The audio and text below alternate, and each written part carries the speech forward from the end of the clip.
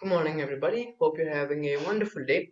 And my name is Agastya Vishwanath. I am the founder of Vish Co, and I'm also the chief educator.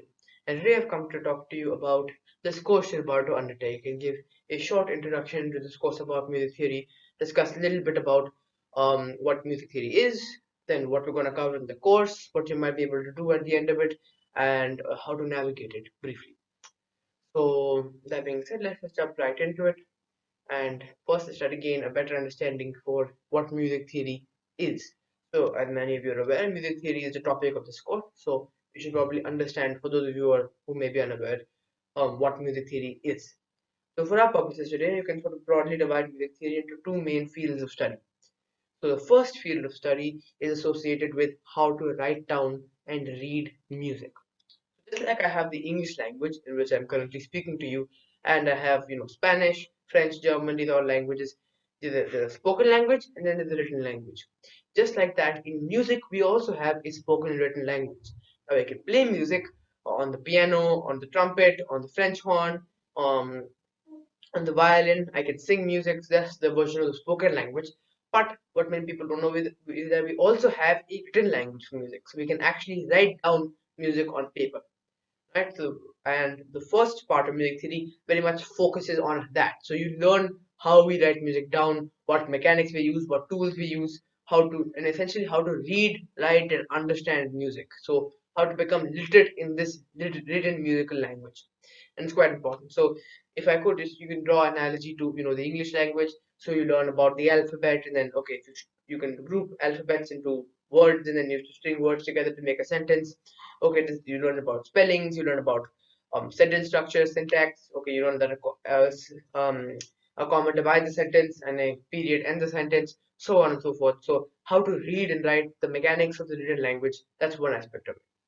And the other aspect is much more abstract, and that's sort of looking at music from a theoretical standpoint. So instead, we don't study how to play music or how to listen to music, but music itself, so to speak. And just to give you an example, we learn about things that, for example, if I play these three notes together, it sounds consonant, it sounds nice, it sounds happy. But if I play these for this reason, and if I play these five notes together, it sounds bad, it sounds very dissonant, it sounds very frustrating for this reason. If I play these five notes in succession, it's called this, and it sounds good because of this reason. If I play these five notes in succession, it's called that, and it sounds terrible and dissonant for that reason. So it's exploring the mechanics of music, and there's loads more that I don't mention. If you write your music like this, it's called a sonata. If you structure your music like that, it's called a fugue, so on and so forth. And it's even with my examples, it's probably quite difficult to understand what I mean by music, like from a music itself. So just to draw an analogy to perhaps the English language, once again, after you've learned how to read and write English, you learn about language and literature. That's the next step, where we're not learning about how to write a sentence and how to spell words. Now you're starting to learn about how to enrich your writing. So you learn about similes, metaphors, stylistic devices, semantic fields. You learn about the different types of poems. You learn about how to structure a persuasive essay, how to structure an argumentative essay, what are the thesis statements. So all of this kind of stuff, the literature aspect of it comes in, and that's sort of analogous to what the second part of music theory is. And we've got a bit of both of these, but we majorly focus in this course on the literacy aspect. Anyways, that was a very short introduction to what music theory is for those of you who are unaware. Okay, moving forward, let's come very specifically to this course.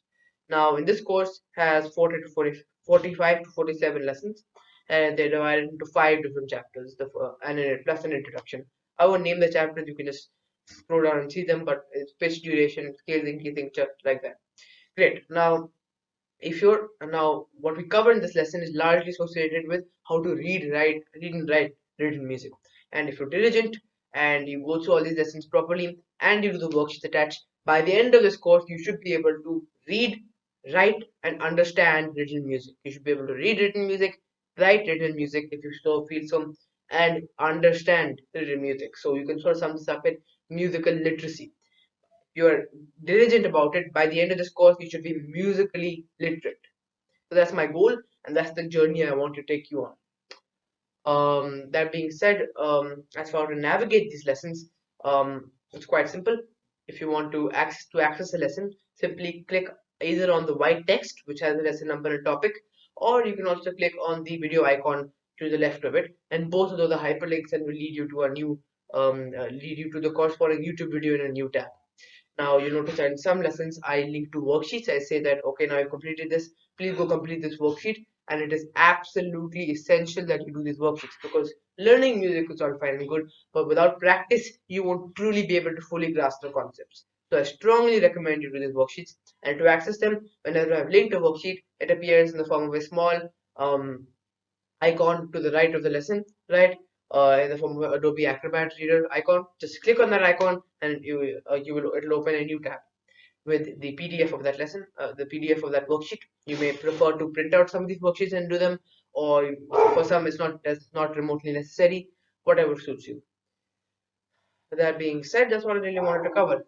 Once again, by if you go through this lesson properly, you're diligent, you will be proficient in reading, writing, and understanding music theory.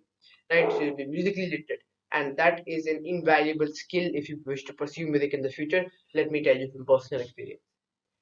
Alright, that being said, I wish you the wonderful rest of the day, and I hope that you enjoy and learn something valuable from the course that you're about to take. Enjoy the course ahead and have a wonderful day.